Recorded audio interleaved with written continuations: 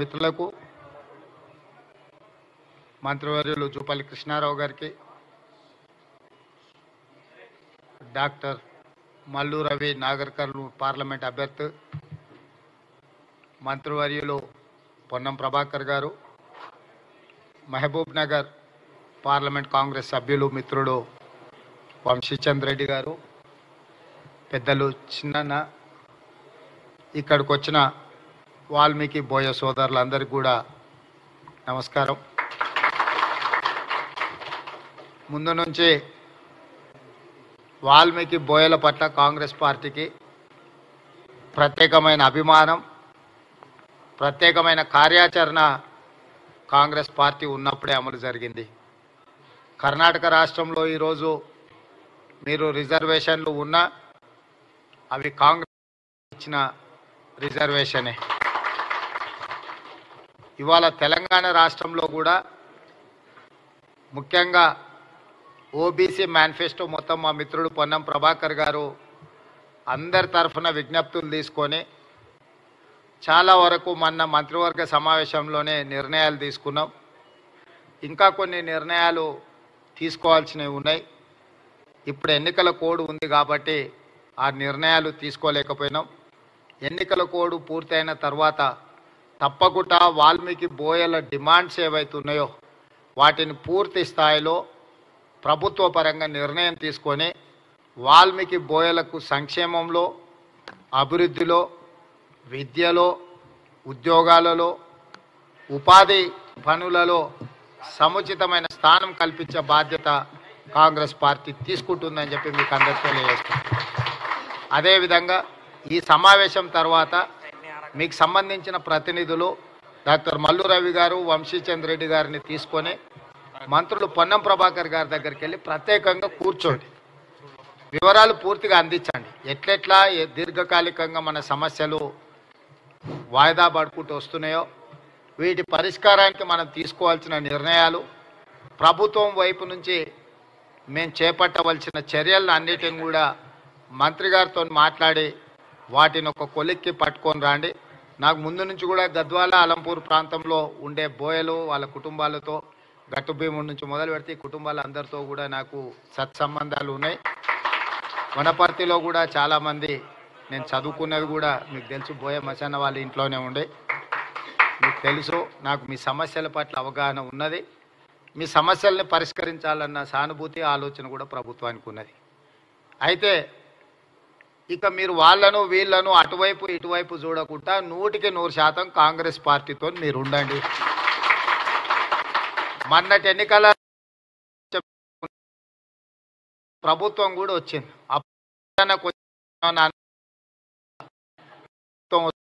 అందరం ఒక దిక్కుంటే పడవెక్కి మనం అని మీకు మన ప్రభుత్వం వచ్చింది.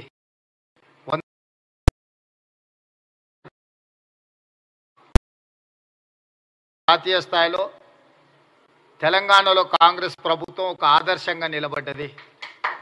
ఢిల్లీకి వెళ్తే మిగతా రాష్ట్రాల వాళ్ళు కూడా కలిసినప్పుడు చక్కటి పరిపాలన మీ రాష్ట్రంలో అందిస్తున్నారు. మీరు 6 గ్యారెంటీలను అమలు చేసినారు. బస్సులో ఉచిత ప్రయాణం కానీ, రాజీవ్ ఆరోగ్యశ్రీ ద్వారా రూపాయల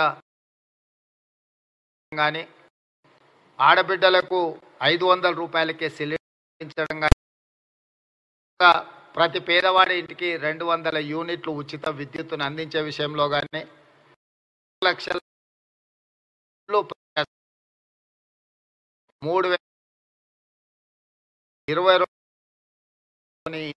ఇంట్లో కూడా మన సంక్షేమం కోసం మన ప్రభుత్వం పనిచేసింది. ఇదే కాకుండా 3 నెలల 30,000 ప్రభుత్వ ఉద్యోగాలు ఇచ్చి నిరుద్యోగ యువకులకు ప్రభుత్వము ఒక సంపూర్ణమైన విశ్వాసం, ఈ ప్రభుత్వం మాది, మా కోసమే ఈ ప్రభుత్వం పనిచేస్తుంది, మా కోసమే ఈ ప్రభుత్వం ఆలోచన చేస్తుంది అని చెప్పి ఈరోజు మన ప్రభుత్వం అన్ని కార్యాచరణలు తీసుకున్నాం.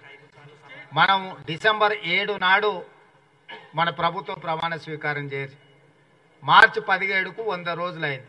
సరిగ్గా 100 రోజులు మనము సంపూర్ణంగా పరిపాలన మీదనే, సంక్షేమం మీద, రాష్ట్ర అభివృద్ధి మీద, ప్రభుత్వ ఉద్యోగులకు ఎప్పుడు జీతాలు వస్తున్నాయో తెలియదు. మనం వచ్చిన మొదటి నెల 4వ తారీఖు ఇచ్చినాం, 2వ నెల 1వ తారీఖు ఇచ్చినాం. ఇలా ప్రభుత్వ ఉద్యోగులందరికీ 1 తారీఖు నాడు జీతాలు, పెన్షన్లు ఇచ్చే పరిస్థితి రాష్ట్రంలో మనం తీసుకొచ్చినాం. 10 సంవత్సరాల నుంచి లేని, 10 సంవత్సరాలు ప్రభుత్వం మీద ఉద్యోగస్తులు విశ్వాసం కోల్పోయారు. మనం ఎప్పుడైనా ఒక యజమాని దగ్గర పనిచేస్తే యజమాని మనకు సరైన సమయానికి జీతం ఇస్తాడు, యజమాని మనల్ని చూసుకుంటాడు అన్నప్పుడే మనం ఎక్కువ పని చేస్తాం. తిండి పెడతాడో పెట్టడో, జీతం ఇస్తాడో ఇయ్యడో అని అంటే ఎట్లకెళ్ళి కష్టపడతాం మనం. అందుకే ప్రభుత్వ ఉద్యోగస్తులందరికీ 1వ తారీఖు నాడు జీతం, 1వ తారీఖు నాడు పెన్షన్ ఇచ్చే విధానాన్ని మనం తీసుకొచ్చి అందరికీ ఒక విశ్వాసాన్ని కల్పించాం. అదేవిధంగా ఎవరు ఏ సమస్య మీద వచ్చినా సచివాలయంలోకి సరాసరి వచ్చి మంత్రులను కలిసి చెప్పుకునే అవకాశం కల్పించినాం. ముఖ్యమంత్రిగా నేను ముఖ్యమంత్రి కార్యాలయంలో ప్రతిరోజు కలుస్తున్నా. ఇప్పుడు ఎన్నికల కోడ్ ఉండి మనం అక్కడికి పోకపోయినా ఇంటి దగ్గర వచ్చిన వాళ్ళందరినీ రోజు ఎవరు వచ్చినా వాళ్ళందరినీ కూడా కలిసి వాళ్ళు చెప్పే వాటిని విని వాళ్ళ సమస్యల పరిష్కారం కోసం మనం ప్రయత్నం చేస్తున్నాము. అంటే ఎన్నికల కంటే ముందు మనం ఏదైతే మాట ఇచ్చినామో గడీల పాలన పోవాలి, ప్రజాపాలన రావాలి అని ఏదైతే మీరు కోరుకున్నారో గడీలను బద్దలు కొట్టి ప్రజాపాలన తీసుకొచ్చి ప్రజలకు పరిపాలనను అందుబాటులోకి తెచ్చినాం.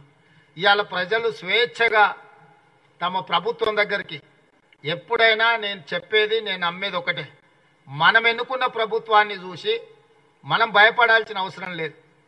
మనం సంతోషంగా పోయి చెప్పుకునేటట్టు ఉండాలి మన నాయకుడి దగ్గరికి.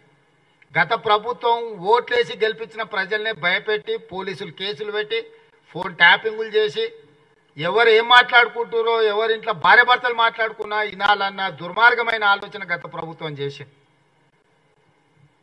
ఆయన మాట్లాడుతుండే కేటీఆర్ కొద్దిమంది విన్నామని. ఏం పనే మంది సంసారాలలో ఏలు పెట్టి చూసే పని మీకు? ఎవడన్నా సిగ్గునోడు అట్లా మాట్లాడతాడా? ఇంటే విన్నాం కొంతమంది ఫోన్లు, ఇంటే ఏమవుతుందట? ఎవడన్నా గిట్లా భర్తగించి ఎవడన్నా మాట్లాడతాడా? ఇంటి ఏమవుతుంది? గదే అవుతుంది. చెర్లపల్లిలో చిప్పకూడి తినాల్సి వస్తుంది. ఇప్పుడు వాళ్ళు చెప్పినట్టు ఇన్న అధికారులు ఈరోజు ఊసలు లెక్క పెడుతున్నారు. ఆయన అంతకంటే ముందే చెప్పినాం, వద్దురాని ఆయన వాళ్ళు దుర్మార్గులు, దోపిడీదారులు, దొంగలు, వాళ్ళ మాటలు విన్నారంటే మీరు జైలుకు పోతారు, మిమ్మల్ని తర్వాత తిరిగి కూడా చూడరని. ఇవాళ కేసులలో ఇరుక్కున్న వాళ్ళని అయ్యో పాపం అని కూడా అంటలేరు. వాళ్ళు చేసినాం ఇట్లనే చేస్తాం. ఎవడు మాట్లాడతాడు? ఊర్లలో ఆవారగాడు మాట్లాడతాడు, తాగుబోతాడు మాట్లాడతాం, గట్లనే చేస్తాం, మేము బజార్లో బట్టలు ఇప్పుకొని తిరుగుతాం. అయితే ఏందని ఊర్లలో అన్నారు?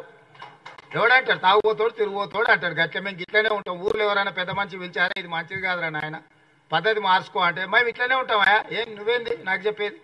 సేమ్ కేటీఆర్ కూడా భర్తగించిన అచ్చో సాంబోతులాగా మాట్లాడుతుండు. దాని ఫలితం దానికి ఉంటుంది.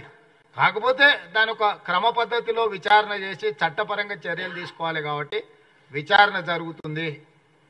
అంతకుముందు ఎవరైనా ఫోన్లలో మాట్లాడుకోవాలన్నా భయపడేది, ఎవరైనా కలిస్తే ఎవడేం రికార్డ్ చేస్తుండే అనే భయం ఉండే.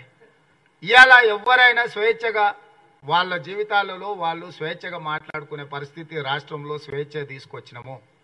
ఇవాళ ఏదున్నా సచివాలయానికి వెళ్ళి మనం చెప్పుకునే పరిస్థితి ఉంది. అందుకే ఇవాళ నిన్న ఎమ్మెల్సీ ఎన్నికలు జరిగినాయి. ఓటు విలువ నాకు తెలుసు కాబట్టి ఢిల్లీ నుంచి వచ్చి సుప్రీంకోర్టు చీఫ్ జస్టిస్ను కలిసి అక్కడ నుంచి సరాసరి కొడంగల్ పోయి కొడంగల్లో ఓటేసి మళ్ళీ అక్కడ మా వాళ్ళు అందరినీ కలిసి ఓ రోజంతా కూర్చొని వాళ్ళతో మాట్లాడి మంచి చెడ్డ యోగక్షేమాలు కనుక్కొని వచ్చిన. ఓటు ఎంత విలువైందని అంటే మనల్ని ఏలే వాళ్ళని ఎన్నుకునేది మనమే. మనం ఇట్లాంటి లఫంగా వాళ్ళని ఎన్నుకున్నామంటే తర్వాత మనం ఎంత చెప్పినా ఓడినాడు.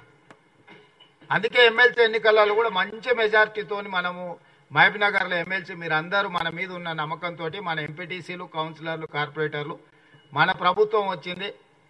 మనవాడి రాష్ట్రానికి ముఖ్యమంత్రి ఉన్నాడు. మన రాష్ట్రాన్ని మనం అభివృద్ధి చేసుకోవాలి, జిల్లాలో పెండింగ్ ప్రాజెక్టులు అన్నీ పూర్తి చేసుకోవాలని మంచి సపోర్ట్ ఇచ్చారు. ఇవాళ 200 ఓట్లతో మహబూబ్నగర్ ఎమ్మెల్సీ మనం గెలవబోతుంది. అదేవిధంగా రేపు పార్లమెంట్లో కూడా ఇవాళ ఏంది లేక మన జిల్లాకు అవకాశం వచ్చింది. ఇప్పుడు దాన్ని ఎట్లనన్నా దొంగ దెబ్బ తీయాలని దొంగలంతా ఒకటేరు గూడుపుటాన్ని చేస్తారు. ఎందుకంటే మనల్ని సొంత జిల్లాల రాజకీయంగా బలహీనం చేస్తే దీన్ని చూపించి రాష్ట్రమంతా మనల్ని తిట్టుకుంటూ తిరగొచ్చు అని ఇద్దరు కలిసి కుమ్ముక్కై గద్వాల్లో కూడా మనం గెలిచేటోళ్ళం. దొరసాని వచ్చి మొత్తం తీసి అవతల అల్లుకి వేయించింది. అప్పటి వరకు కొట్లాడేది. అవునా? ఓట్ల కంటే ముందు రోజు వరకు మామ అల్లుడు ఫుల్లు పంచాయతీ అన్నారు. కానీ ఓట్ల కాడికి రాగానే దొరసాని వచ్చి మొత్తం తీసుకుపోయి అల్లునికి వేయించింది. లేకపోతే కాంగ్రెస్ కళ్ళు మూసుకొని గెలిచే సీటు గద్వాల సీటు. ఇప్పుడు కూడా వీళ్ళంతా గూడుపుటాన్ చేస్తున్నారు. నేను అడిగిన ఎందుకే అట్లా గూడుపుటాన్ చేస్తున్నారు అంటే, సార్ నిన్ను మహబూబ్నగర్లో దెబ్బతీస్తే మొత్తం రాష్ట్రం అంతా ఈ ప్రభుత్వాన్ని బలహీనం చేసినట్టు అవుతుంది, నీ మీద కుట్ర జరుగుతున్నది సార్ అని కొంతమంది అందులో కూడా మన అభిమానులు ఉంటారు కదా, వెనకంగా అంత కుట్ర జరుగుతున్నది సార్, ఇక మేము బయట వాడలేము, షానీళ్ళ నుంచి కలుచున్నామని వచ్చి చెప్పిపోతున్నారు. అందుకే మహబూబ్నగర్ జిల్లా ప్రజలకు నా విజ్ఞప్తి ఒకటే, ఇవాళ మనల్ని కాదని ఎవరికైనా వేస్తే ఏమన్నా మన జిల్లాకి ఏమైనా ప్రయోజనం ఉందా? 10 ఏళ్ల నుంచి నరేంద్ర మోడీ ప్రధానమంత్రి కదా, అర్ణమ్మ 5 ఏళ్ల నుంచి ఆ పార్టీలనే ఉంది కదా, పోయినసారి కూడా పోటీ చేసింది కదా. మరి 5 ఏళ్ల మనకి ఏమైనా ఆర్డీఎస్ మొత్తం ఏమన్నా దీపించి కాలువలు దోపించి కర్ణాటక నుంచి నీళ్ళు తెచ్చిందా? అంతకంటే ముందు వాళ్ళ ప్రభుత్వమే ఉండే కదా. లేకపోతే మీ ఊర్లో ఏదేంది నీళ్ళకు ఇది చేసినాం కదా, తుమ్మిల ప్రాజెక్టుకి ఏమైనా కొట్లాడిందా? ఆర్డీఎస్ ఆయకట్టు కానీ తుమ్మిల ప్రాజెక్టుకు కానీ ఏదన్నా ఏమన్నా చేసిందా? మహబూబ్నగర్ జిల్లాకు మోడీతోనే ఏమన్నా ఓ 10,000 కోట్లు ఏమన్నా పట్టుకొచ్చిందా? మరి ఆ మొత్తం ప్రధానమంత్రినే జాతీయ ఉపాధ్యక్షురాలు ఉండే డీకే అర్ణమ్మ జాతీయ ఉపాధ్యక్షురాలుగా పాలమూరు రంగారెడ్డి ఎత్తిపోతల పథకానికి జాతీయ హోదా తెచ్చుండొచ్చు కదా. నువ్వు మాత్రం జాతీయ ఉపాధ్యక్షురాలు తెచ్చుకున్నావు, మహబూబ్నగర్కు పాలమూరు రంగారెడ్డి ఎత్తిపోతలకు మాత్రం జాతీయ హోదా ప్రాజెక్టుకు తీసుకురాలే, 10 పైసలు ఏమన్నా తెచ్చిండ్రా? మరి ఇవాళ ఎక్కడ తిరిగి ఇంత మంచి జరిగింది, పాలమూరు బాగుపడేటట్టుంది, దీన్ని ఎట్లన్నా ఖతం చేయాలని చెప్పి ఇవాళ వంశీచంద్రెడ్డి మీద డాక్టర్ మల్లురవి గారి మీద కోపం కాదు, రేవంత్ రెడ్డిని దెబ్బతీయాలి, ఎట్లనైనా చేసి దెబ్బతీయాలంటే పార్లమెంట్లో మనం కింద మీద చేయాలని పని కట్టుకొని టీఆర్ఎస్ వాళ్ళు బీజేపీ వాళ్ళు కూడా వలుక్కొని మాట్లాడి చేస్తారు. మన గద్వాల ఏం జరిగిందో మీరు ఒకసారి ఆలోచన చేయరు. నేను కొత్తగా చెప్పను, మన కార్యకర్తలు లేకపోతే అభిమానులు ఇన్నే ఉండ్రు కదా, మీరు చూడండి. గద్వాల బంగ్లోలు ఇన్నేళ్ళు కొట్లాడినరు, మన ఎన్నికలు రాగానే కాంగ్రెస్ ఓడగొట్టనిక బంగ్లోలు అంతా ఒకటైనరా లేదా?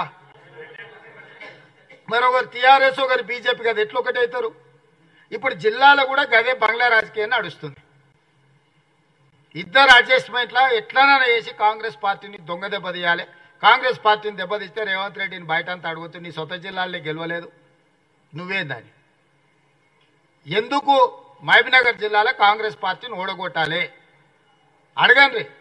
ఎందుకు ఆర్టీసీ బస్సులలో ఆడబిడ్డలకు ఉచిత ప్రయాణం ఇచ్చినందుకు ఓడగొట్టాలనా? రాజీవ్ ఆరోగ్యశ్రీల 10 లక్షల రూపాయలు ఇచ్చినందుకు ఓడగొట్టాలనా? 500 రూపాయలకే సిలిండర్ ఇచ్చినందుకు ఓడగొట్టాలనా? 200 యూనిట్లు ప్రతి పేదోళ్ళ ఇంటి కరెంట్ ఇచ్చినందుకు ఓడగొట్టాలనా? ఇందిరమ్మ ఇండ్లు లక్షల కొద్ది ఇందిరమ్మ ఇండ్లు ఇచ్చినందుకు ఓడగొట్టాలనా? లేకపోతే నారాయణపేట కోడంగల్ ఎత్తిపోతల పథకాన్ని తీసుకొచ్చినందుకు ఓడగొట్టాలనా? Medical college, engineering college, veterinary college, degree college, junior కాలేజీలు ఇవన్నీ తెచ్చినందుకు ఓడగొట్టాలనా? దేనికోసం ఓడగొట్టాలి? మహబూబ్నగర్ చించోలి రోడ్డు వేగంగా పనులు చేయించినందుకు ఓడగొట్టాలనా? ఇవాళ కర్ణాటక రాష్ట్రంతో కొట్లాడి మా నీళ్లు మాకు కావాల్సిందే, మా ప్రాజెక్టు పూర్తి చేయాల్సిందే అని ఢిల్లీకి వెళ్ళి పాలమూరు రంగారెడ్డి ఎత్తిపోతారు ప్రాజెక్టును జాతీయ ప్రాజెక్ట్ చేయాల్సిందే అని నరేంద్ర మోడీ గారితో మిగతా మంత్రులతో కొట్లాడినందుకు ఓడగొట్టాలన్నా? దేనికి మహబూబ్నగర్లో కాంగ్రెస్ పార్టీని కాదని ఓటేయాలి? ఏ మోకం పెట్టుకొని బీజేపీ వాళ్ళు ఓటు అడుగుతుండ్రు? 10 ఏళ్ళు ఆయన్నే ప్రధానమంత్రి, ఇంకేమవుతాడు? చంద్రమండలానికి రాజు అవుతాడా మోడీ? ఇప్పుడు మహబూబ్నగర్లో బీజేపీ ఓటేస్తే ఏమవుతాడు? ఆయన చంద్రమండలానికి రాజయ్య మనకు పనులు చేస్తాడా? వాళ్ళు ఈడు ఉండేటోళ్ళు కాదు, ఓట్ల కోసం వచ్చేటోళ్ళు పోయేటోళ్ళు. సంక్రాంతి పుట్టుక గంగిరెద్దులో లాగానే బీజేపీ వాళ్ళు అంటే ఉండేది మనం, చేసేది మనం. 14లో 12 ఎమ్మెల్యేలు గెలిపించారు మీరు అందరూ అనుకుంటే, 2 చిన్న చిన్న తప్పిదాలతో తప్పు జరిగింది. మిత్రుడు సంపత్ కూడా ఈయన ఉన్నాడు, ఆయనకు ఈ ఎన్నికలు కాగానే మంచి హోదా ప్రభుత్వంలో ఆయనకు మంచి పదవి ఢిల్లీలో మాట్లాడి ఇప్పించే బాధ్యత నేను తీసుకుంటా. ఢిల్లీలో పోయి మల్లికార్జున్ ఖర్గే గారు ఎట్లాగో ఆయనకు దగ్గరనే, ఆయన పెంపుడు కొడుకే ఖర్గే గారికి, రాహుల్ గాంధీ మేడంతో మాట్లాడి సంపత్ కూడా ప్రభుత్వంలో ఒక మంచి హోదా కల్పించే ఏర్పాటు చేపిస్తా. జిల్లాల ఏ ఒక్కటి కూడా వెనుకకు తిరగకండి. చిన్నది ఏదైనా ఎట్లాగో సార్ మెజార్టీతోనే గెలిపిస్తలేదు సార్ చూశాను మీరు గిన అక్కడిక్కడ ఏమన్నా పెళ్ళిళ్ళకు పేరంటాలకు దావతులకు లేకపోతే రాయచూరు పోయేద్దామని ఆ పక్కకిన పోతురు అనుకోండి, అన్నీ పక్కన పెట్టు. వాల్మీకి బోయల్ని ఆదుకునే బాధ్యత మాది. మీరెవ్వరు అడగకుండా మళ్ళీ మిమ్మల్ని పిలిపించి ఏమేం చేయాలో ఒకసారి పొన్నం ప్రభాకర్ గారు మీతో కూర్చొని మాట్లాడతాడు. ఎన్నికలైన తర్వాత నేనే మళ్ళా ముఖ్యమంత్రి కార్యాలయానికి ఇట్లనే మిమ్మల్ని పిలిపించి మిమ్మల్ని కూర్చోబెట్టి మీతో మాట్లాడి మీ సమస్యల పరిష్కారాన్ని అక్కడనే ఆదేశాలు ఇచ్చి చీఫ్ సెక్రటరీ గారికి అధికారులకు అందరికీ నేను ఆదేశాలు ఇచ్చి పరిష్కరించే బాధ్యత నాది. బోయలు నమ్మితే ప్రాణమైన ఇస్తారు, నాకు తెలుసు. గద్వాల కోటను కంచేసి కాపాడిందే మా బోయోళ్ళు, అవునా కాదా?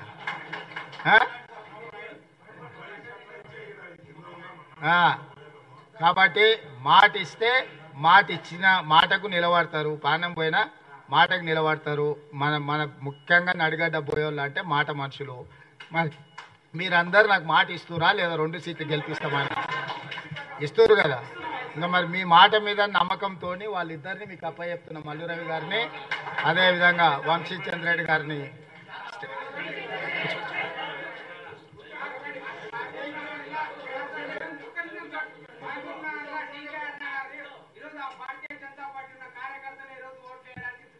Okay okay okay. సో ఇవాళ మీ ఇద్దరికి బాధ్యత, ఎందుకంటే రాష్ట్రం అంతా నేను తిరిగే పని ఉన్నది. మీకు తెలుసు నేను కొంత సమయం ఎక్కువ ఇవ్వలేను. ఇప్పుడు అన్ని దగ్గరలో నన్నే రమ్మంటారు, మీకు తెలుసు కదా. పోకపోతే ఏమంటారు, సార్కు ఆయన జిల్లా మీదనే ప్రేమ ఎక్కువ ఉన్నది, వాళ్ళు పట్టించుకుంటలేరు, ఆయన ప్రమాదం ఉంటుంది. రాష్ట్రం అంతా నేను తిరిగినా ఎప్పుడు వీలు చిక్కినా నేను వస్తా, మాట్లాడతా. మళ్ళీ నడిగడ్డ ప్రాంతంలో మనం సభ పెట్టుకుందాం. మక్తలు నారాయణపేట ఈ ప్రాంతంలో కూడా మనోళ్ళందరికీ చుట్టాల వాళ్ళందరికీ చెప్పుండ్రి. ఎంపీపీ గారు నువ్వు నీ బాధ్యత మక్తలు నారాయణపేట ఈ పక్కనంతా మొత్తం మనోళ్ళని అందరినీ ఒక దిక్కు తీసుకురా. ఈసారి మనకు మంచి రోజులు వస్తున్నాయి. రేపు బోయలకు కూడా ప్రభుత్వంలో మంచి హోదా ఇచ్చే బాధ్యత నాది. కేసీఆర్ లాగా మాటలు చెప్పి మోసం చేసేది మన దగ్గర లేదు. ఇలా కష్టపడ్డ వాళ్ళందరికీ మనం ఏదో ఒక బాధ్యత పదవి ఇచ్చుకుంటూనే వస్తున్నాం. మీరు చూసిండ్రు కదా. రేపైనా బోయలు కాంగ్రెస్కి అండగా నిలబడండి. మిమ్మల్ని ఆదుకొని మీ సమస్యల్ని పరిష్కరించే బాధ్యత కాంగ్రెస్ పార్టీ తీసుకుంటుంది. మళ్ళీ నడిగడ్డకి వచ్చి మీతో సమావేశం పెడతా. ఈ లోపల మంత్రి గారిని కలవండి అని మీ అందరు తెలియజేస్తూ మీ దగ్గర సెలవు తీసుకుంటున్నాను.